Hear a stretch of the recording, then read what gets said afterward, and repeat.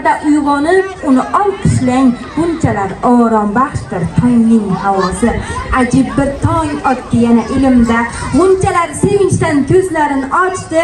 Diyorim go'zaldir unga parvona, saxiy quyosh zamin nurlarini sochdi. Assalomu alaykum aziz bolajonlar, hurmatli mehmonlar, aziz tarbiyachilar. Bugun bu bolajonlarimizga atalgan kun. Barchangizni diqqat e'tiborimiz sizga qaratilgan.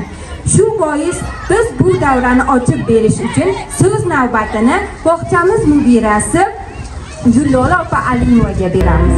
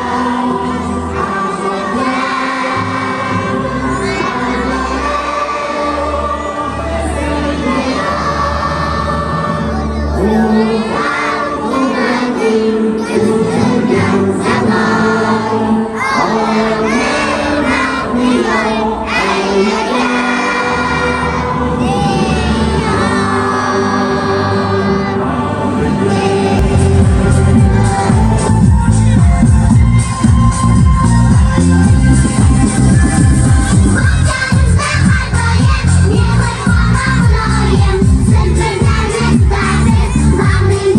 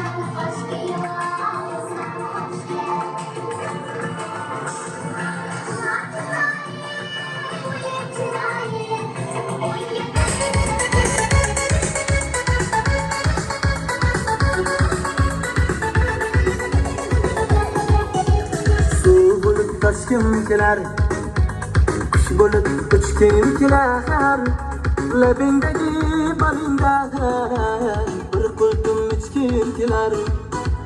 Qavdosga lolachan, yurakdagi lolachan, o'yin buncha kichkina qiliqlari balachan, ko'rilmagan qashingda Mashgullikda terlib oyog'i kemqayadi. Mana ikkita ustuncha, o'rtasida belboqcha. Bu haqda bilimlari bilingda turar. Ayol sulton sudadi, hechnimalar biladi, bodim balandlari bexatda boshlanadi. Ojonim olmayib, bir-biriga bo'ldilar, bir-biriga ko'tarib, nega o'xshar dedilar. Hovlidagina rosa bitasini qopdi, bitasini eg'amsa bo'libdi.